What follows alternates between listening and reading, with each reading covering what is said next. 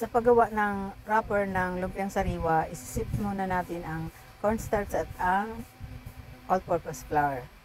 Sunod ay ilagay na natin ang tubig, tapos ang itlog, ang oil at konting asin. Tapos mix lang. Haluin lang natin mabuti, tapos strain natin para walang buo-buong harina.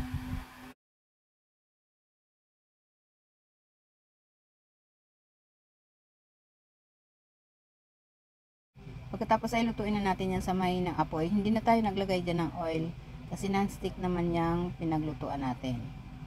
Hintayin lang natin na mag-dry yung ibabaw, tapos luto na yan. Malikot lang talaga yung kamay ko, kaya ayan, di mapakali.